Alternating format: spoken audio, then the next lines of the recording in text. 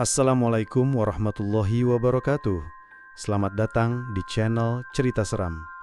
Sebelum lanjut cerita, tulis sholawat dulu di komentar ya, agar kelak kita mendapatkan syafaat di akhirat nanti. Amin. Laut Selatan malam itu tidak seperti biasanya. Langit hitam pekat tanpa satupun bintang, seolah enggan menatap murka yang akan terjadi. Ombak bergulung menghantam karang, menciptakan suara gemuruh yang memecah keheningan.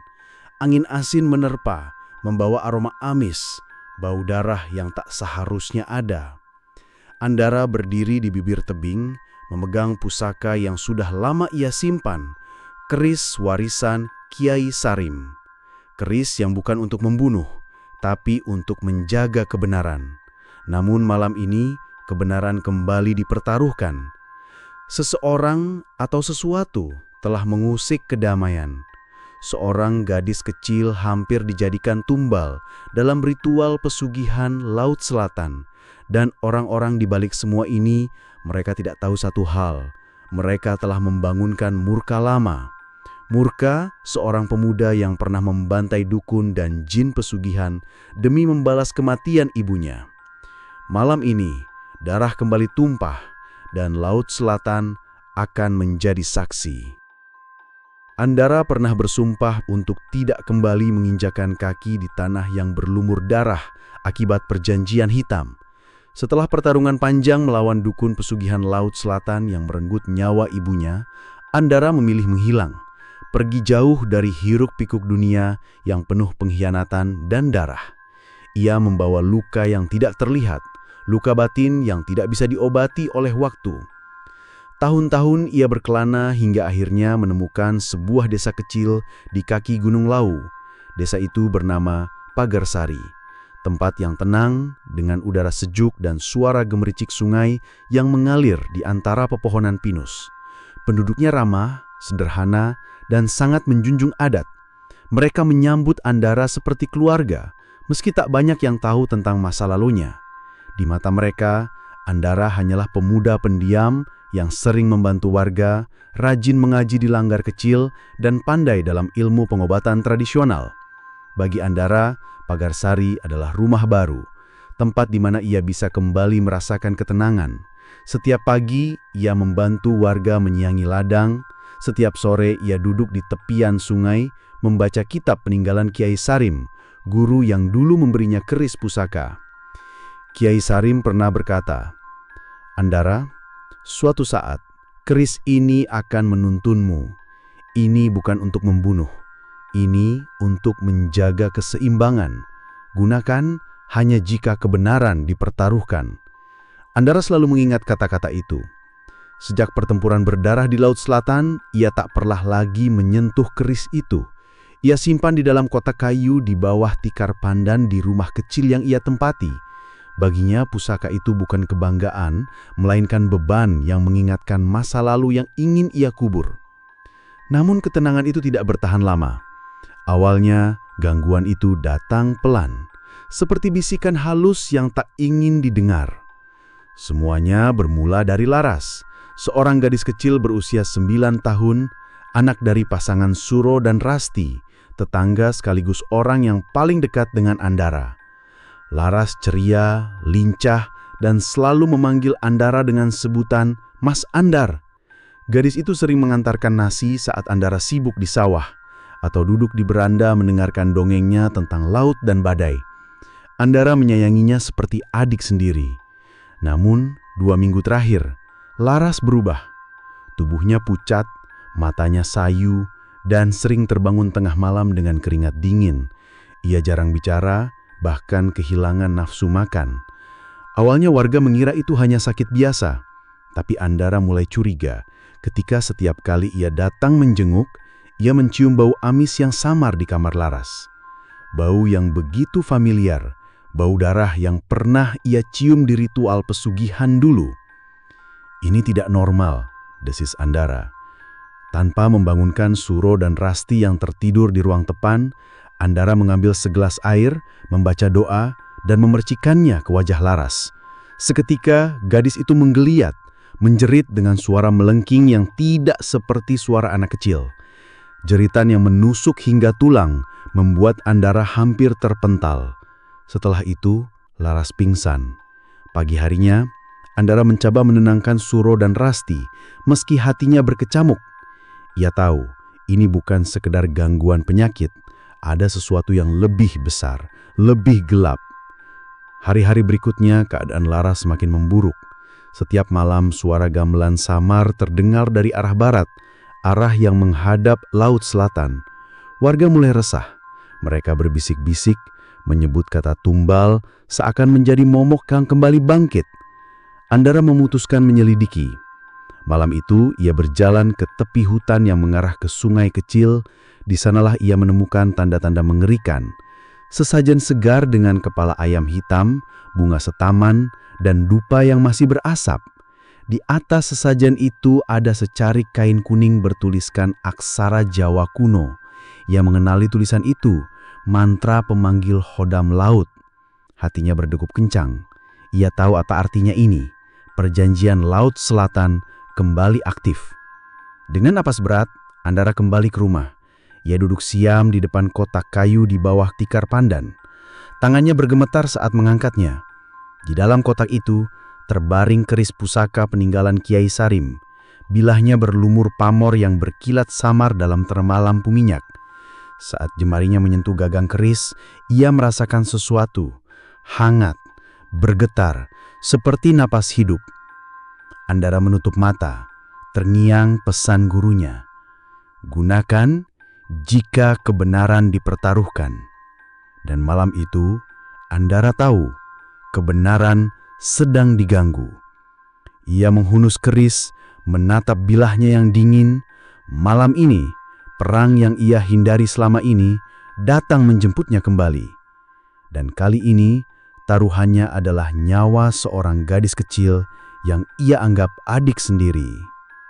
Maafkan aku, Kiai, sepertinya waktunya sudah tiba, bisik Andara sebelum menancapkan keris ke tanah. Kilatan petir menyambar di luar, seolah langit pun tahu murka lama akan segera bangkit. Malam itu, hujan turun seperti tirai kelam yang memisahkan Pagersari dari dunia luar. Angin menderu, menusuk tulang, membuat dedaunan berdesir tak wajar.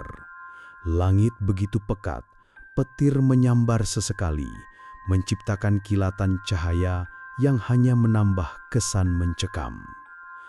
Andara berdiri di beranda rumah kecilnya, tatapannya kosong menembus gelap. Di tangannya, ia masih menggenggam keris pusaka Kiai Sarim yang baru saja ia keluarkan dari persembunyian. Ia memejamkan mata, mencoba menenangkan pikirannya yang bergolak. Namun, suara-suara itu terus datang, gamelan samar, gong yang berdentang pelan, seperti datang dari kejauhan. Suara yang pernah ia dengar dulu sebelum ritual pesugihan Laut Selatan memakan korban, termasuk ibunya. Andara menarik napas panjang, lalu melangkah keluar. Ia harus mencari sumber suara itu. Ia tidak bisa hanya menunggu sesuatu yang ia tahu akan datang menjemput. Langkah kakinya menapaki jalan tanah yang becek, menuju arah barat desa, tempat suara itu seolah memanggil. Jalan itu sunyi, hanya suara hujan yang jatuh di atas daun dan ranting patah yang sesekali berderak. Tapi Andara tahu, ia tidak sendirian. Ada sesuatu yang mengikutinya, bukan manusia. Auranya terlalu dingin, terlalu pekat. Ia mempercepat langkah menuruni jalan setapak yang mengarah ke hutan kecil di tepi sungai. Dan di sanalah matanya menangkap sesuatu yang membuat darahnya mendidih. Di tepi sungai, tepat di bawah pohon beringin besar, terletak sesajen yang masih baru. Di atas daun pisang, kepala ayam hitam yang darahnya menetes ke tanah, bunga 7 rupa, kemenyan yang masih mengepulkan asap tipis, dan di sampingnya sebuah kendi kecil berisi air laut, padahal desa ini jauh dari pantai. Andara berjongkok, meneliti setiap detail. Ada kain kuning dengan tulisan aksara Jawa kuno. Ia mengenali mantranya, panggilan untuk penguasa Laut Selatan. Jantungnya berdegup keras.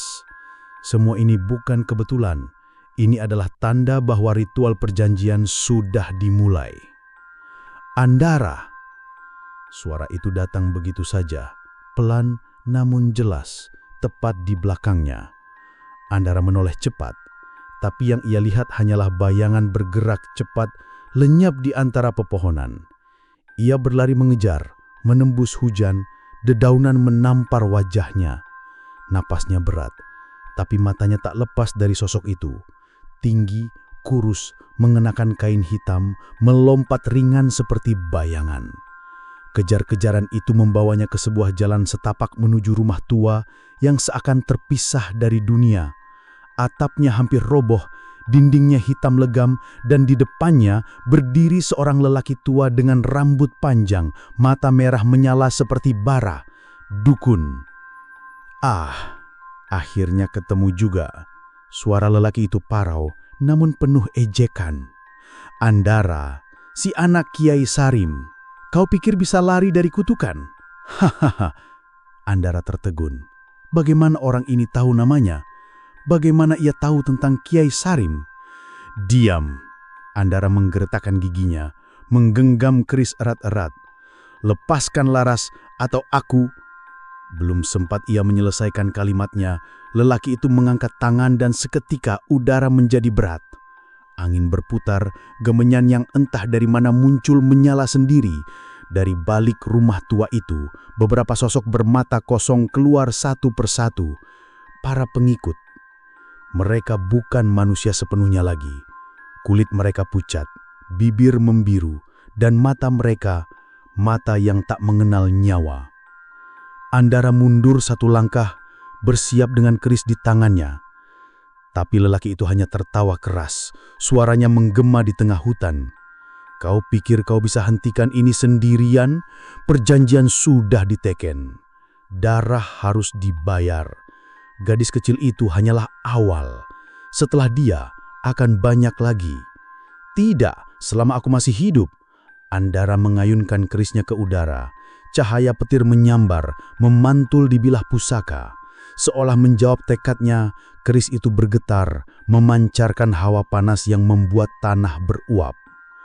Para pengikut itu bergerak maju, menunduk dengan gerakan aneh seperti hewan buas. Lelaki tua itu melangkah perlahan, menatap Andara dengan senyum bengis. Kau akan mati di sini, Andara, dan keris itu akan kembali ke tangan kami seperti yang seharusnya. Andara menarik napas dalam-dalam, memejamkan mata sejenak. Dalam hatinya, ia mengucap doa warisan Kiai Sarim. Lalu membuka mata, menatap mereka satu persatu dengan tatapan yang tak lagi mengenal rasa takut. Kalau begitu, mari kita lihat siapa yang akan mati duluan. Dan malam itu, di tengah hutan basah, di bawah langit yang bergemuruh, pertempuran dimulai. Petir menyambar, angin laung, suara gamelan mengiringi jeritan yang menembus pekat. Bayangan di balik ombak telah bangkit. Hujan masih mengguyur hutan Pagersari malam itu, membasahi tanah hingga menjadi lumpur yang menjerat langkah. Petir menyambar tanpa jeda, seolah langit sedang murka. Di tengah kegelapan, Andara berdiri dengan napas terengah. Keris Kiai Sarim terhunus di tangan kanannya. Di sekelilingnya, 6 sosok bermata kosong menggeram dengan posisi membungkuk, siap menerkam. Tetesan air hujan bercampur dengan darah yang menetes dari pundak Andara. Luka itu ia dapatkan ketika salah satu dari mereka menyerang dengan kuku yang tajam seperti bilah pisau. Mereka bukan lagi manusia. Badan mereka kurus, kulitnya pucat dengan urat menonjol, dan bau amis menusuk hidung setiap kali mereka bergerak. Di belakang kerumunan itu, sang dukun berdiri dengan kepala tegak. Rambut panjangnya menempel di wajah yang kurus dan cekung. Bibirnya yang hitam menyingkapkan senyum bengis. Ia memegang sebuah kendi tanah liat dengan ukiran kuno.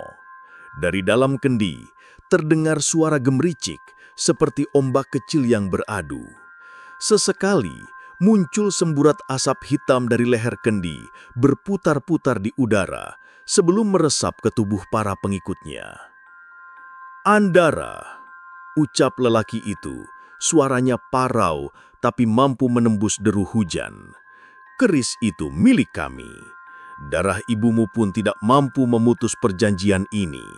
Laut Selatan selalu menagih, dan aku adalah tangan yang memastikan janji tetap ditepati." Andara mengepalkan rahangnya, menahan amarah yang membakar dada.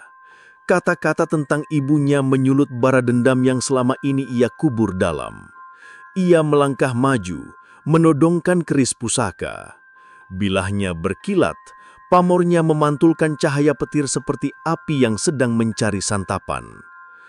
"Kau salah satu yang membunuh ibuku." Suara Andara bergetar, namun penuh tekad.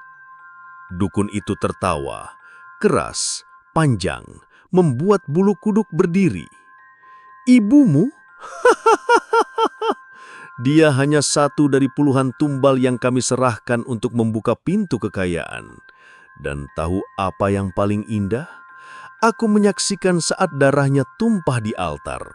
Wangi sekali." Detik itu juga, Andara menggeram dan berlari menerjang.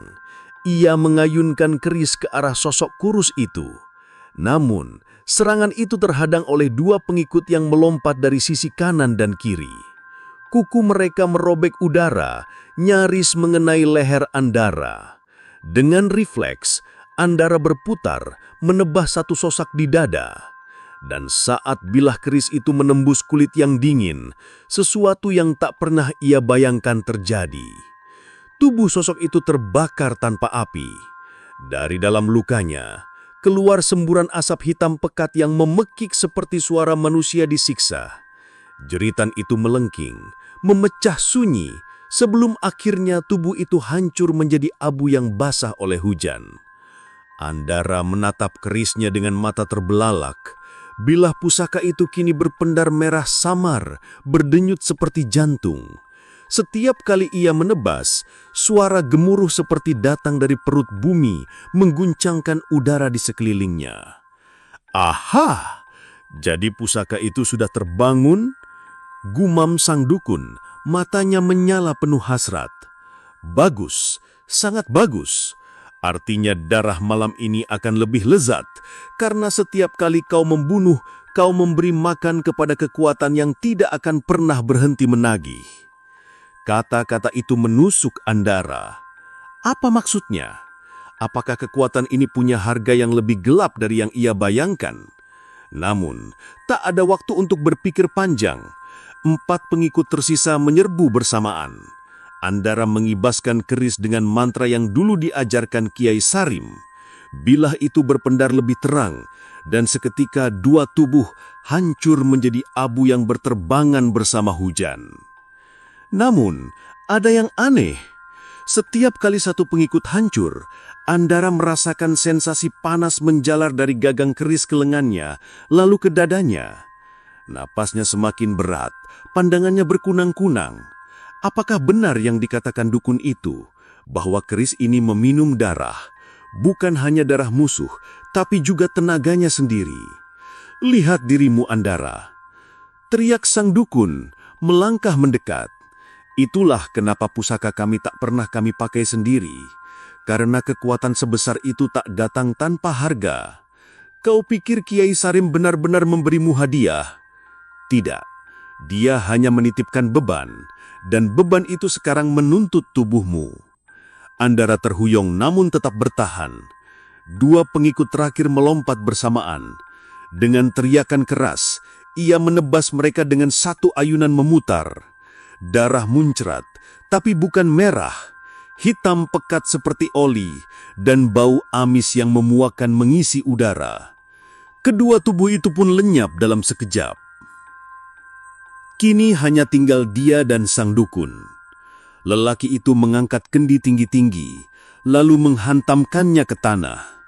Dari pecahan kendi, keluar gelombang air berwarna biru kehijauan, meluber seperti hidup. Air itu bergerak membentuk pusaran, lalu menjelma menjadi sosok tinggi dengan rambut panjang, mata merah membara. Jin Laut Selatan. Andara, kau akan ikut bersama kami malam ini, bersama gadis kecil itu, raung sang dukun. Andara mencengkeram kerisnya erat-erat. Tubuhnya nyaris roboh, namun matanya masih menyala penuh perlawanan. Ia mengangkat bilah yang kini bercahaya seperti bara api. Kalau harus mati, aku akan mati dengan cara yang benar. Lalu dengan sisa tenaga, ia melompat ke arah pusaran air yang menjelma makhluk, menebaskan keris sambil melantunkan doa pamungkas. Petir menyambar, membutakan mata. Suara ombak mengguncang bumi dan jeritan panjang menggetarkan malam. Di saat yang sama, jauh di Laut Selatan, ombak setinggi menara pecah menghantam karang, seolah samudra ikut menjerit. Langit malam itu bagai kain hitam yang koyak oleh petir. Suara guntur bergulung, beradu dengan deru ombak Laut Selatan yang memecah karang. Andara berdiri di bibir jurang, tubuhnya basah kuyup oleh hujan yang mengguyur tanpa henti. Napasnya berat, dadanya naik turun seperti hendak meledak. Keris Kiai Sarim masih tergenggam erat di tangannya. Bilahnya yang bersinar merah samar berdenyut, seakan hidup, seakan haus. Di belakangnya, jalur setapak yang ia tempuh dipenuhi genangan darah dan abu basah, sisa dari pertempuran melawan pengikut pesugihan. Namun, ini belum selesai. Di depannya, di tengah badai, terlihat cahaya obor berjejer membentuk lingkaran. Di antara cahaya itu, siluet tubuh-tubuh berpakaian hitam bergerak perlahan, menari dengan gerakan yang aneh dan mistis. Suara gamelan terdengar jelas sekarang, berpadu dengan mantra yang dilantunkan lirih tapi menusuk. Di pusat lingkaran itu berdiri sang dukun. Wajahnya pucat, matanya merah menyala, mulutnya melafalkan doa-doa yang terdengar seperti racun. Di depannya ada altar dari batu hitam, basah oleh hujan dan darah segar. Dan di atas altar itu, Laras. Tubuh kecilnya terbaring tak berdaya, kedua tangannya terikat kain merah dan di lehernya melingkar bunga setaman. Bibirnya pucat, matanya terpejam, seakan berada di ambang hidup dan mati. Andara, suara sang dukun menggelegar di antara gemuruh badai, membuat langkah Andara terhenti sejenak. Kau datang tepat waktu, sempurna, karena malam ini darahnya akan jadi persembahan, dan kau akan jadi saksi kekuatan yang tak pernah kau bayangkan. Andara menggertakkan giginya, jemarinya mencengkeram gagang keris hingga memutih. Tubuhnya bergemetar bukan karena dingin, tapi amarah yang membakar setiap urat. Ia melangkah maju, setiap tapak kakinya memercikkan air hujan dan lumpur. Lepaskan dia, suaranya datar namun syarat ancaman. Sang dukun tertawa, keras, menggema di tengah badai. Tumbal, kau pikir kau bisa mengancamku? Lihat sekelilingmu Andara, mereka semua mengabdi padaku. Dan keris itu, kau pikir pusaka itu milikmu? Tidak, itu milik kami. Dan tahukah apa yang lebih indah? Setiap tetes darah yang jatuh malam ini akan membuat keris itu menelan jiwamu perlahan. Kau akan jadi bagian dari kami. Andara tidak menjawab. Ia memejamkan mata sejenak, mendengar suara hujan, ombak, dan doa-doa warisan Kiai Sarim yang terngiang di kepalanya. Gunakan jika kebenaran dipertaruhkan. Ya, ini saatnya. Ia membuka mata, menundukkan kepala, lalu melangkah cepat, kemudian berlari, menghantam lingkaran obor dengan teriakan yang memecah malam. Pertempuran pun pecah. Para pengikut pesugihan menyerbu dengan mata kosong, membawa senjata tajam, sebagian bahkan dengan tangan kosong, tapi bergerak seperti binatang. Tubuh mereka ringan, melompat di udara, mencakar dengan kuku yang lebih tajam dari belati. Ia menebas satu persatu. Setiap kali kerisnya menembus daging, suara jeritan gaib terdengar. Tubuh mereka hancur menjadi kabut hitam yang tersapu hujan. Namun, semakin ia menebas, semakin panas yang menjalar dari keris ke tubuhnya. Napasnya berat, dadanya terasa seperti terbakar dari dalam. Ia tahu pusaka ini menuntut harga yang mahal. Tapi ia tidak punya pilihan. Laras harus diselamatkan. Satu demi satu pengikut itu roboh, tapi jumlah mereka tak kunjung habis, seolah setiap kali satu mati, dua yang lain muncul dari kegelapan. Andara mulai kewalahan, lututnya goyah, pandangannya berkunang-kunang. Lalu, dari ujung lingkaran, sang dukun melangkah maju sambil membawa benda hitam panjang, sebuah tongkat dengan ukiran kepala naga. Dari ujung tongkat itu, lidah api hijau berkobar, menjilat udara. Andara, kau pikir bisa melawan kutukan ini sendirian? Lihat sekelilingmu, Laut Selatan telah bangkit. Bahkan Kiai Sarim, gurumu itu, pernah memohon kepada kami agar hidupnya dibiarkan. Kalimat itu membuat Andara terhuyung-huyung. Apa maksudnya? Kiai Sarim, memohon? Tidak, mustahil. Kiai Sarim adalah panutan, orang yang mengajarkan jalan kebenaran. Tapi kata-kata sang dukun menancap seperti paku berkarat di benaknya. Apakah ada rahasia yang selama ini disembunyikan dariku? Namun ia tak sempat berpikir lebih jauh. Sang dukun mengayunkan tongkatnya dan seketika tanah di sekitar Andara retak. Dari celah itu, air biru kehijauan memancar, berputar membentuk pusaran besar. Suara ombak menggema meskipun Laut Selatan jauh di bawah jurang. Pusaran itu lalu menjelma menjadi sosok tinggi menjulang. Jin laut dengan mata merah menyala, rambut panjang menjuntai, tubuhnya diselimuti kabut asin yang berputar. Andara, bawa keris itu ke sini. Biarkan aku menuntaskan perjanjian yang tertunda sejak ratusan tahun lalu. Raung sang dukun, matanya menyala penuh kegilaan. Andara berdiri di bibir jurang. Angin menerpa tubuhnya, hampir menjatuhkannya ke dasar laut yang bergemuruh. Di depannya, raksasa air mengamuk, sementara di altar, Laras mengerang lemah, hampir tak bernapas. Andara, tolong! Suara lirih itu memecahkan segala kebimbangan. Dengan teriakan keras, Andara menancapkan keris ke tanah membentuk garis api yang membelah lumpur. Lalu ia menariknya kembali, mengangkat tinggi-tinggi, bilahnya berpendar seperti bara api yang siap membakar segalanya. Kalau harus mati, aku akan mati di jalan ini, teriaknya. Ia melompat ke arah altar menebas rantai kain yang mengikat Laras, lalu memutar tubuh menghadapi makhluk laut yang mengamuk bersama kilatan petir. Dan malam itu di bibir jurang, antara langit yang murka dan laut yang menggila, pertempuran dimulai, pertarungan yang akan menentukan hidup, mati, dan kebenaran yang selama ini terkubur. Hujan belum juga reda. Langit bagai ditarik oleh kekuatan gelap, menutup semua cahaya, bahkan bulan pun seakan tak berani menatap.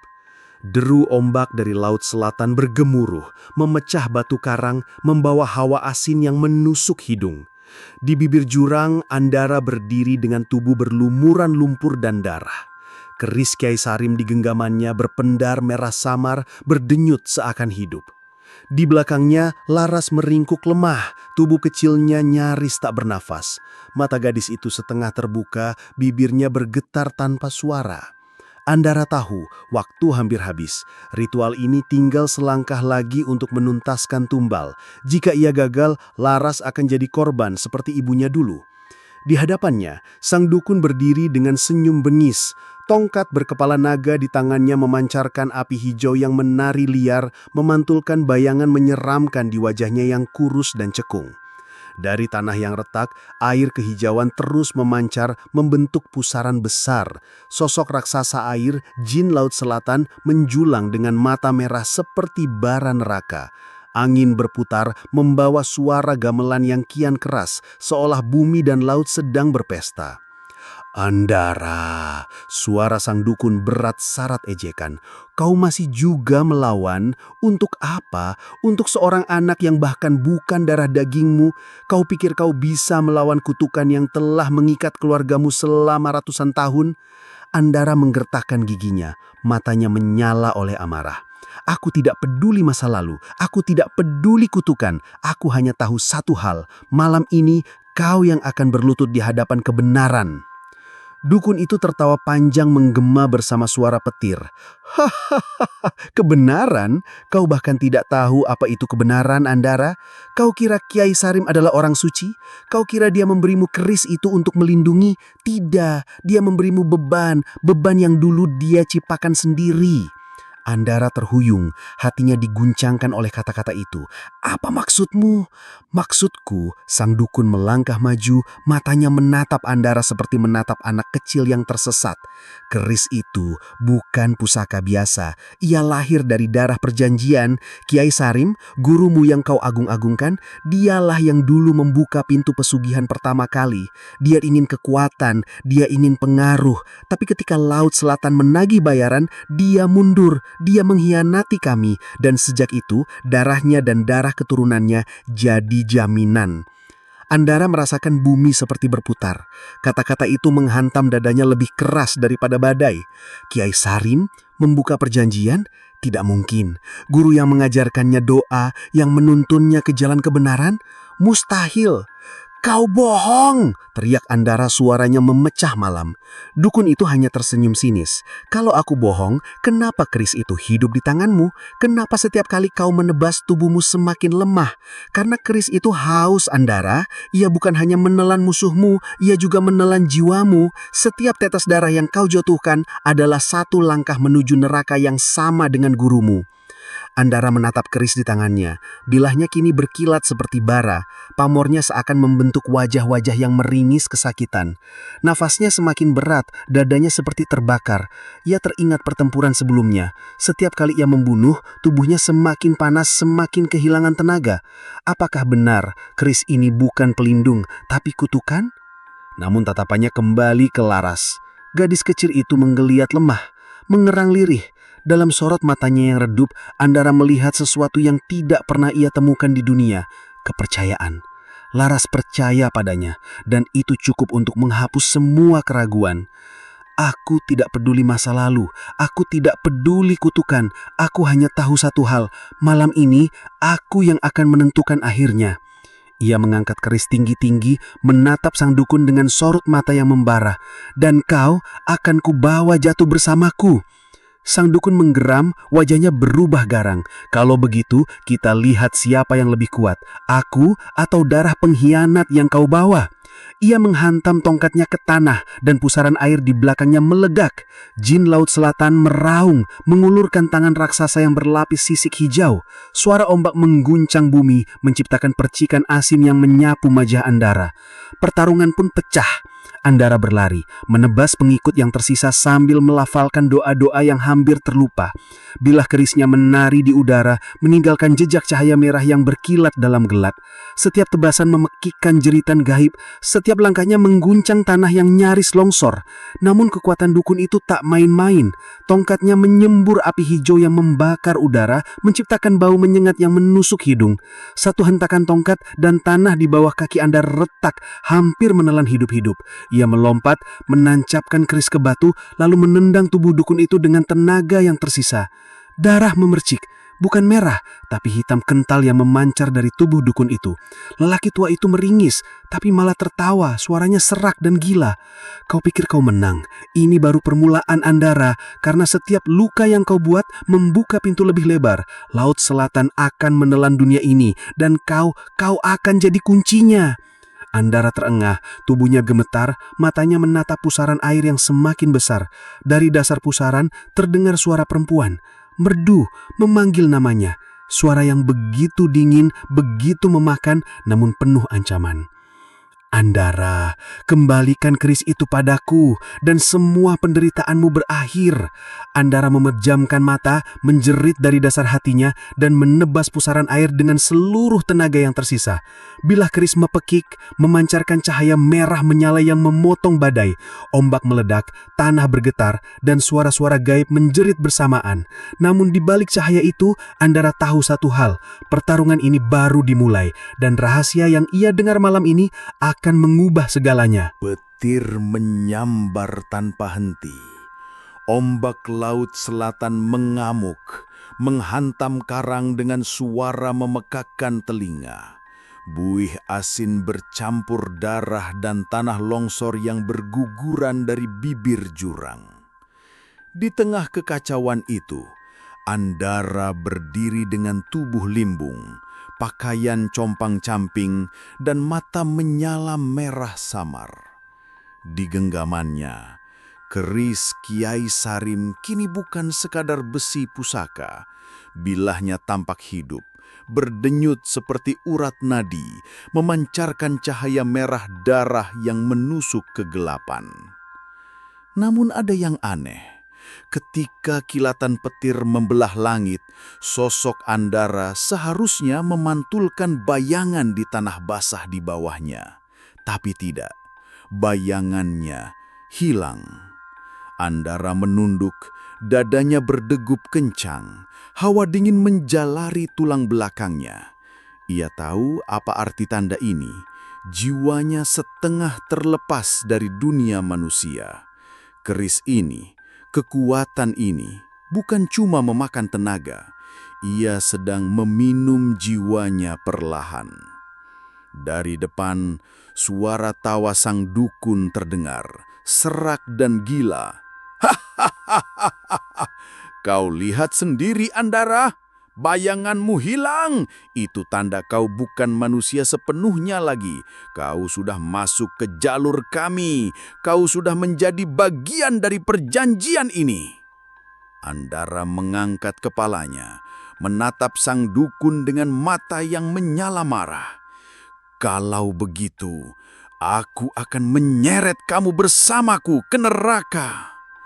Dukun itu menghentakkan tongkatnya ke tanah.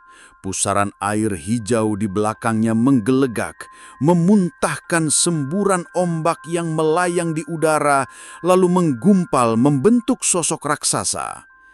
Jin Laut Selatan kini benar-benar muncul, setinggi pohon beringin, bermata merah menyala, rambutnya menjuntai seperti belut raksasa. Tubuhnya dilapisi sisik hijau kebiruan yang memantulkan cahaya petir. Suaranya berat, seperti gemuruh samudra. "Andara, bawa pusaka itu kemari, atau kami akan mengambil dengan darahmu." Angin badai tertiup kencang.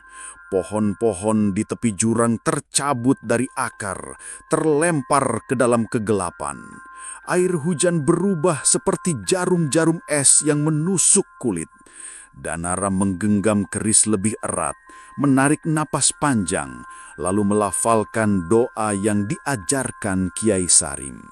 Doa yang dulu ia ucapkan saat pertama kali memegang pusaka ini. Namun kali ini sesuatu berbeda. Begitu doa itu meluncur dari bibirnya, keris bergetar hebat, memancarkan cahaya merah yang menembus badai. Cahaya itu menjelma seperti lidah api, melingkari tubuh Andara. Dari bilah keris terdengar suara mendesis, seperti bisikan ribuan lidah. "Darah, lebih banyak darah."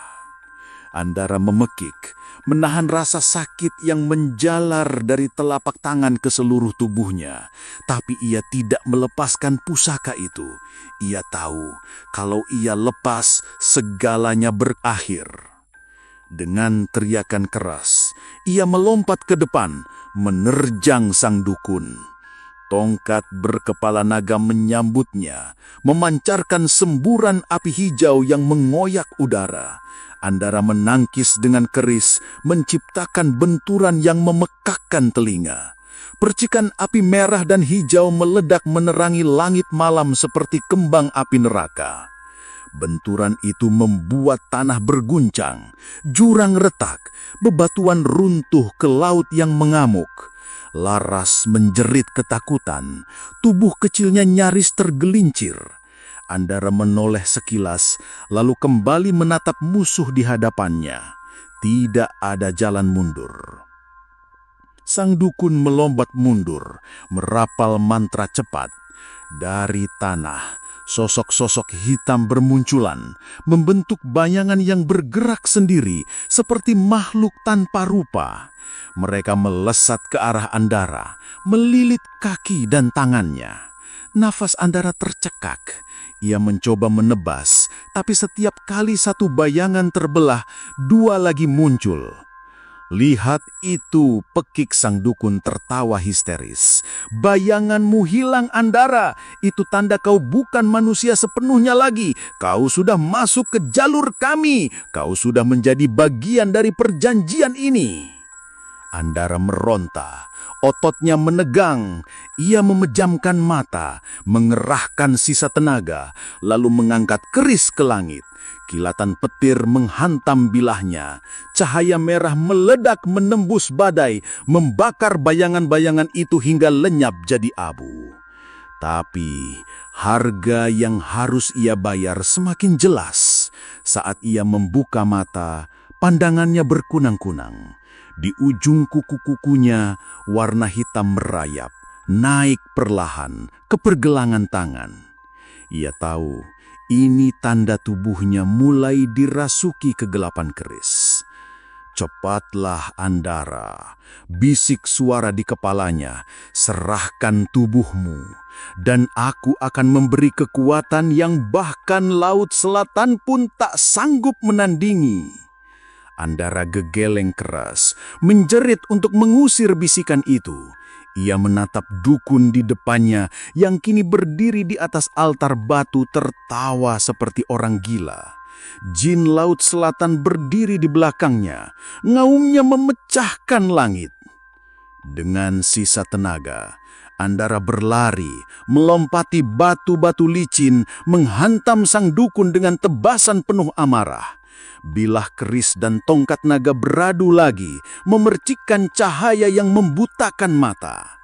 Kali ini, Andara tidak mundur. Ia menekan, mendorong, hingga bilah keris menembus dada sang dukun. Jeritan panjang menggema, darah hitam menyembur membentuk kabut yang berputar di udara. Dukun itu meronta, matanya melotot, bibirnya melafalkan sumpah yang terdengar seperti ratapan setan. Lalu tubuhnya meledak jadi abu, terhempas oleh angin badai. Namun kemenangan ini bukanlah akhir. Begitu tubuh dukun lenyap, pusaran air di belakang altar meledak, memuntahkan ombak setinggi menara. Jin Laut Selatan meraung, matanya menyala lebih terang. Perjanjian harus ditebus, Andara. Dan sekarang Laut Selatan menginginkan jiwanya sepenuhnya. Andara berdiri di bibir jurang, tubuhnya bergetar, darah menetes dari mulutnya. Ia menoleh ke Laras yang menangis memanggil namanya lirih. Ia tersenyum tipis. Aku berjanji, kau akan pulang. Ia mengangkat keris untuk terakhir kalinya. Bayangannya memang sudah hilang. Mungkin sebentar lagi ia juga akan hilang dari dunia ini.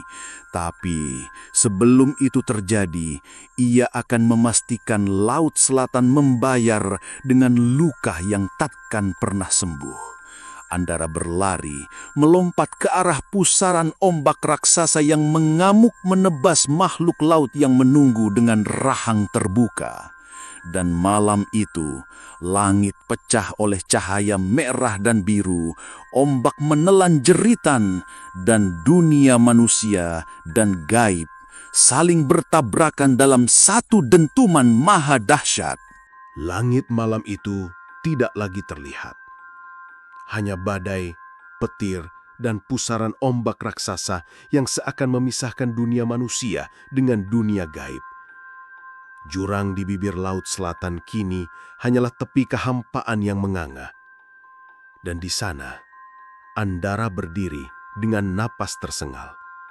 Tubuh basah kuyup, darah menetes dari luka-luka yang tak terhitung lagi jumlahnya. Di belakangnya, Laras meringkuk lemah.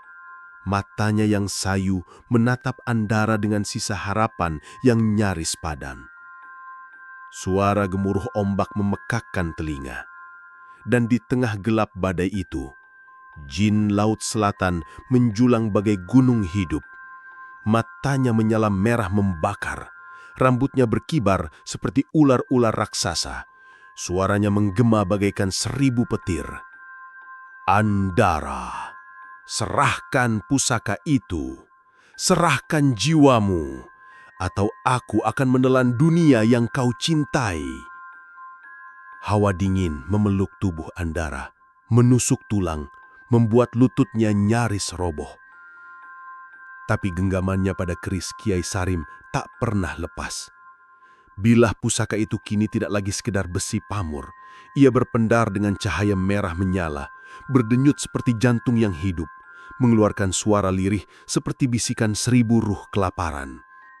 Darah, darah, beri aku darah. Bisik suara itu di kepala Andara, menyayat kewarasan yang tersisa. Tubuhnya semakin berat. Di ujung kuku, warna hitam merambat hingga ke lengan. Matanya yang dulu jernih kini diselimuti semburat merah. Dan tanda paling mengerikan, bayangannya sudah benar-benar hilang. Hanya ada tubuh, tanpa pantulan, berdiri di tanah basah yang memantulkan semua obor kecuali dirinya. Andara menatap laras. Gadis itu menggigil, menahan dingin. Bibirnya bergetar. Kak, Kak. Suaranya lirih, nyaris tenggelam oleh suara badai. Sekelebat, kenangan masa lalu melintas. Wajah ibunya yang meregang nyawa di altar pesugihan.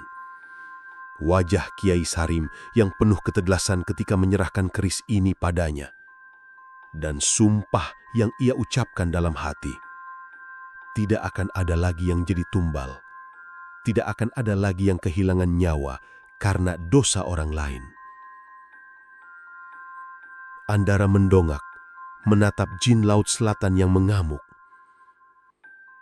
Kalau jiwamu yang kau mau, ambil, teriaknya, suaranya menggetarkan udara.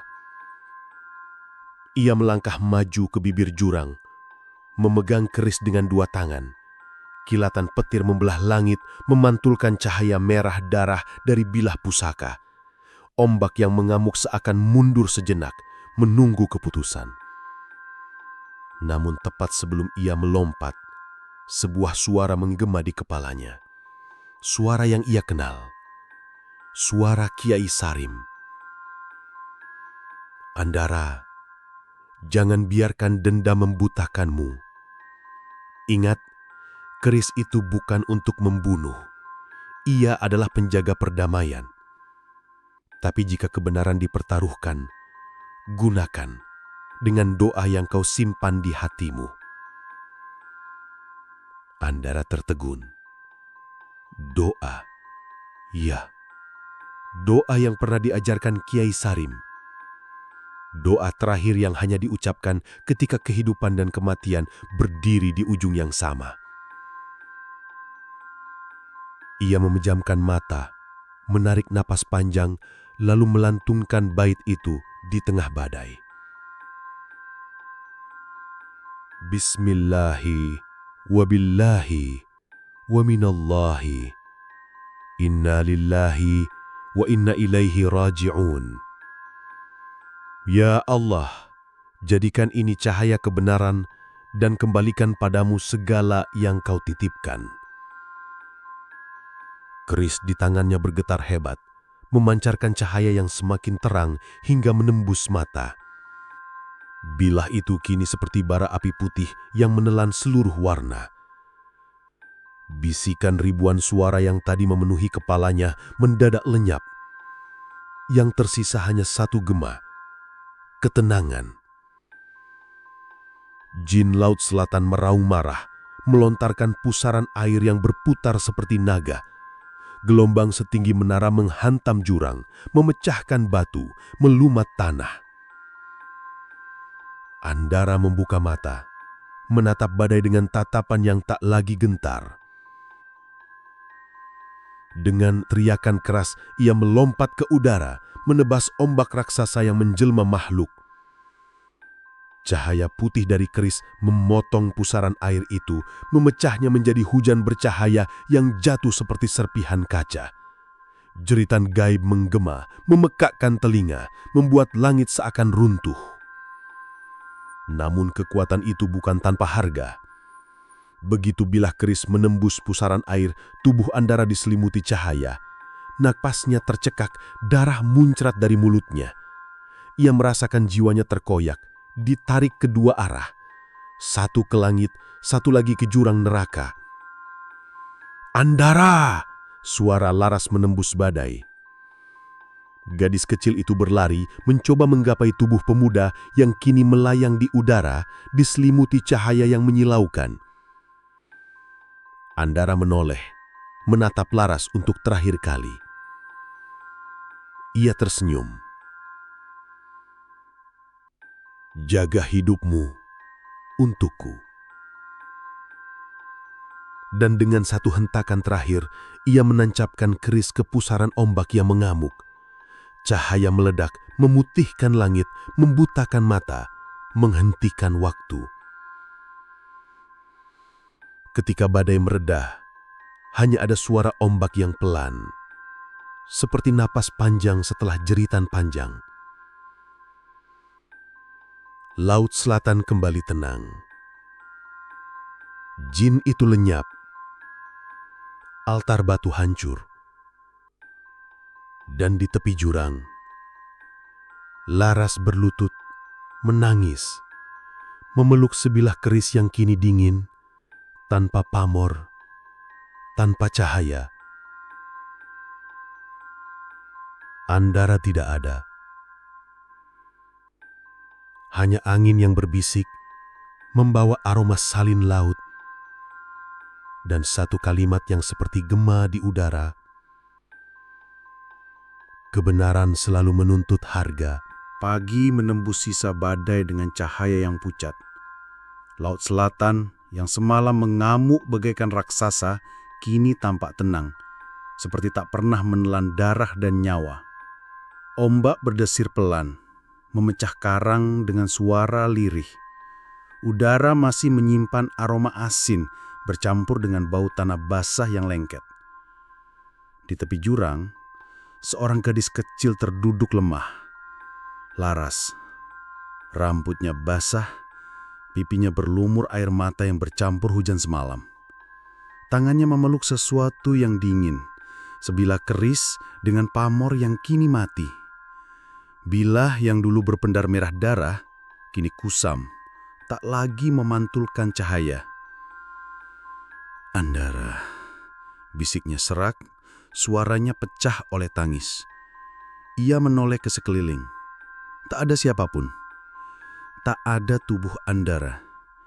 Hanya tanah berlubang, bekas pertempuran, dan batu altar yang hancur. Seakan badai semalam menelan semua jejak. Laras menunduk, menggenggam keris itu lebih erat. Ia masih bisa merasakan sisa hangat di bilahnya, seolah pemuda yang ia panggil kakak itu masih ada, hanya tak terlihat. "Kau janji, aku akan pulang." Kata-kata terakhir Andara berputar di kepalanya. Suara langkah pelan terdengar. Laras menoleh. Beberapa warga desa muncul, membawa obor yang kini padam. Wajah mereka pucat oleh kelelahan. Mereka mencari korban badai. Tak tahu tragedi apa yang sebenarnya terjadi semalam. Mereka hanya menemukan Laras, duduk diam memeluk pusaka. Tak ada yang berani mendekati terlalu dekat. Ada sesuatu di mata gadis kecil itu, sesuatu yang membuat mereka menggigil. "Laras, kamu gak apa-apa?" tanya salah satu warga dengan suara gemetar. Laras menatap mereka, matanya kosong. Ia tidak menjawab. Ia hanya berdiri perlahan, menenteng keris itu, dan berjalan melewati mereka. Setiap langkahnya membuat tanah terasa berat, seakan bumi mengenang darah yang tertumpah di sana. Hari-hari berikutnya berlalu, tapi misteri tetap menggantung. Laras kembali ke desa, dibawa ke rumah salah satu tetua. Ia selamat, tapi tidak lagi sama. Ia jarang bicara, jarang tertawa, hanya duduk memandangi keris yang kini tersimpan di sebuah kain putih. Beberapa orang tua di desa berbisik, mengatakan bahwa keris itu keramat, harus dikubur jauh dari desa. Tapi setiap kali mereka mencoba menyentuhnya, mereka mendengar bisikan di telinga mereka. Jangan, dia belum selesai. Dan keris itu memang aneh. Setiap malam, ketika bulan purnama naik di atas laut selatan, bilahnya berkilau samar, bukan merah, bukan putih, tapi abu-abu, seperti cahaya yang tidak memantulkan bayangan. Laras sering duduk dekat jendela, memandangi pusaka itu sambil memeluk lutut. Ia tidak menangis lagi, tapi setiap kali angin membawa suara ombak dari kejauhan, bibirnya bergetar. Kadang ia berbisik, pelan, hampir tak terdengar. Andara, kau janji akan pulang, kan?